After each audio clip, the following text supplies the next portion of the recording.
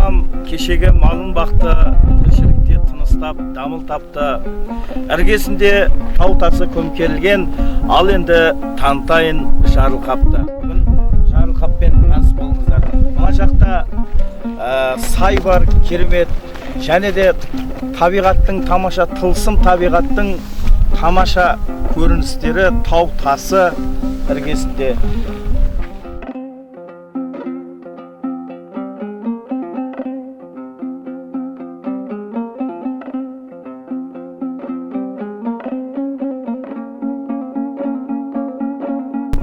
Ерекше керемет. Бүгін рахаттанып, тыныстап демалып тұрмын. Себебі таудан соққан самалдың сондай адамға көкірегіңді ашып, қуаныш ұялататыны әрине заңдылық. Ендеше бізбен бірге болыңыздар. Енді Шопанның отауына барамыз.